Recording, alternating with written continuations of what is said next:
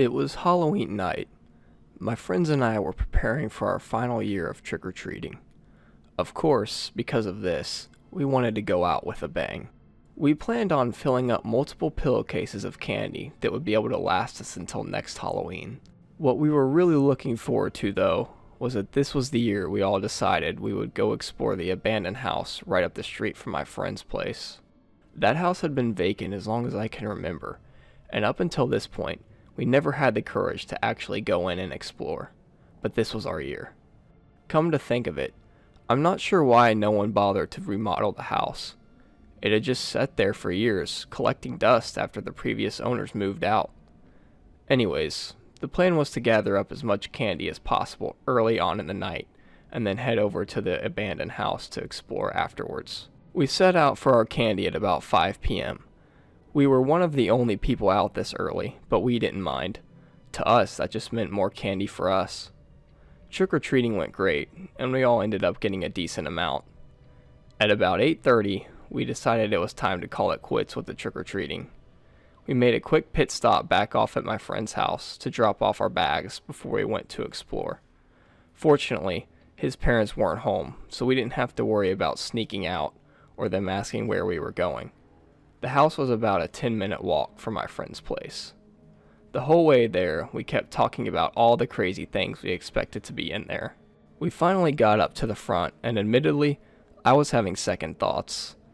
The house was a lot bigger than I remembered, and was also pretty creepy at night. I couldn't back out though, or my friends would never let me hear the end of it. We walked around the side, looking for an open window or something to sneak into. The back sliding door ended up being unlocked, which made entry pretty easy. We got inside, and it was basically pitch black in there. We had to use our phones as flashlights, and it was obvious early on that we weren't the first people to visit.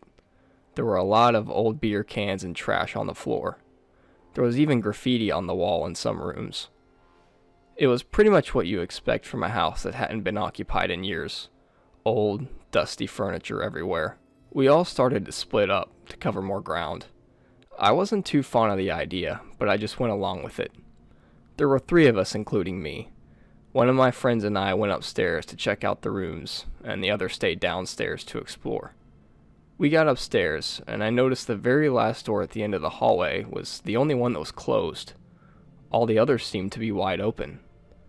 We walked around into various rooms, checking out what was left of anything that was left behind. My friend that was downstairs suddenly caught up to us. We went back to the staircase to see what was up. He told us to quit stomping around so much upstairs. I looked at him confused. I didn't think we'd been making that much noise. After a few seconds, I heard what he was talking about. There clearly was footsteps above what used to be the dining room. All 3 of us stood there, frozen while this was happening. Then suddenly it stopped. The 3 of us looked at each other, and we bolted to the back door and out of there. Once we were back to the front, I took one last look at the house. I saw someone at one of the upstairs windows. It looked like a man, but it was kinda hard to tell, to be honest. I don't know if any of my other friends saw, but I just pushed him along to get us out of there. We got back to my friend's house safe, and had a good laugh about it, even though in the moment we were all terrified. I know I was, and I could see it on my friends' faces when we heard the footsteps. I'm just glad that my friend downstairs caught up to us because honestly, there's a good chance we would have opened that door at the end of the hall and went inside. Who knows who or what we would have found if we actually went in there.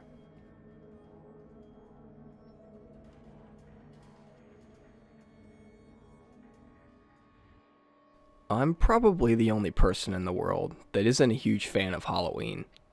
Even at a younger age, I just never really got into it. I don't really like horror movies or anything like that. This happened last year on Halloween night when I was 15. Definitely too old for trick-or-treating at that age, but it wasn't like I was going anyways. I prefer to spend the night inside playing video games with my friends. Unlike me, both my parents and older sister are big Halloween fans and had plans for that night. My parents were going out somewhere and my sister went to some Halloween party, so that meant I was home alone. I didn't mind though. I could be as loud as I wanted. The catch, though, was that when no one was there, that meant I was in charge of handing out candy to people who came trick-or-treating by the house. I had to keep one headphone off so that I could listen for the doorbell. It was honestly kind of annoying having to pause the game every few minutes to go hand out candy, but I guess I can't complain too much. At around 9, I was still playing video games and the trick-or-treating was starting to die down. I put both headphones back on and really tried to focus on our game now, that there would be no distractions. About an hour went by, and it was at least 10 o'clock. Even through the headset, I could hear this knocking noise. I took one earphone off and realized someone was knocking on the front door. It was past 10 at night. Who still is out trick-or-treating at this hour? I was kinda annoyed, but figured I'd just give the person candy, then I'd be done with Halloween for the year. I opened the door with a bowl of candy, and there was a man dressed as Jason from Friday the 13th outside. I say man because this person was at least 6'4" and did not look like a kid at all. I have to admit though, his costume was really good. He looked exactly like the character from the movie. I kinda held the bowl out, waiting for him to say trick or treat or something, but he just did nothing. He just stood there, seemingly trying to kind of intimidate me. I have to admit, it was working.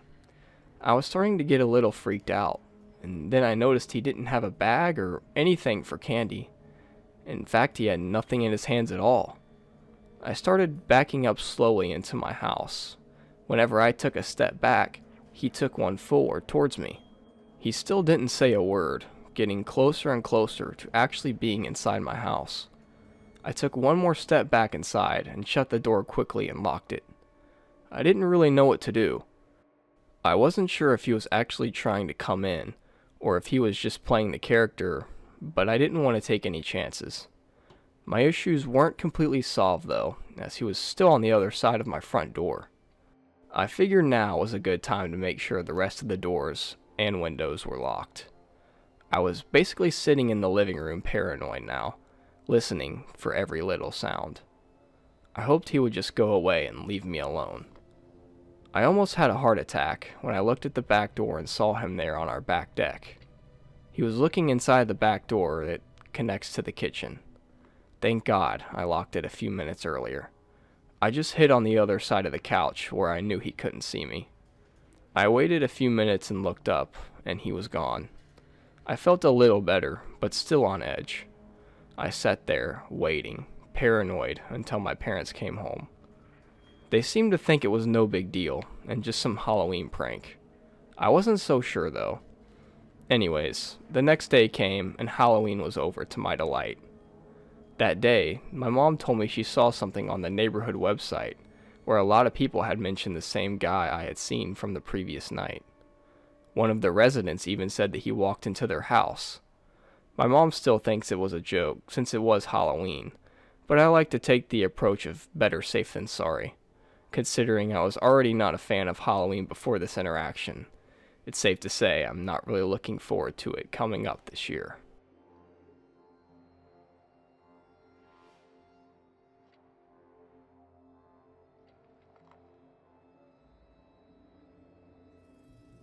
Last year, I took my son trick-or-treating on Halloween.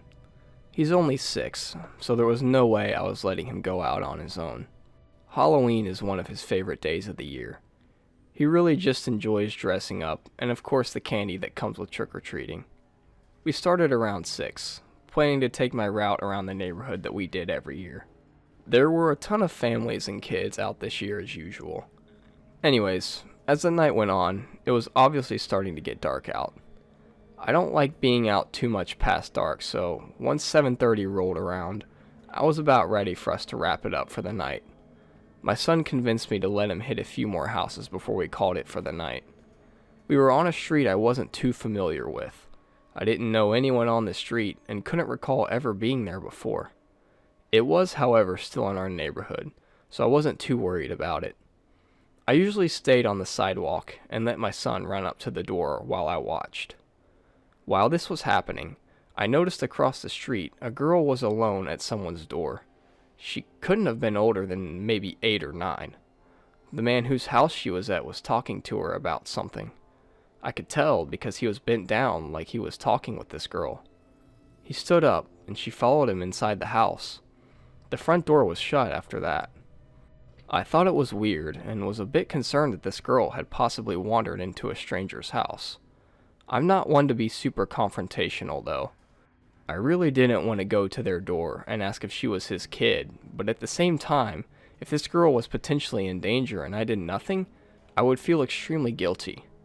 My son was back by my side at this point, and I was standing there contemplating what to do in my head, going back and forth between my potential options. Some lady ran up behind me, panicked, asking me if I had by chance seen her daughter. I asked her to describe her, and her description matched perfectly with the girl who had just walked into the house across the street.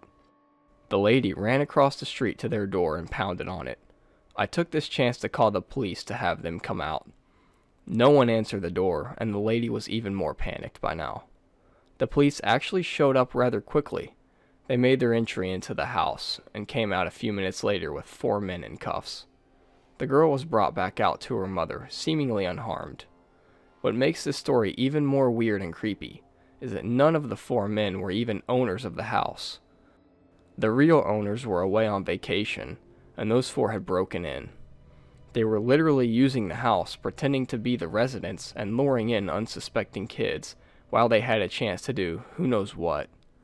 My son, being 6 years old, I don't think he fully grasped what was actually going on. If I can give any advice, especially to parents, is always keep watch over your kids on Halloween, especially young kids. There's a lot of people out there trying to take advantage of kids, and Halloween offers a lot of opportunity for that.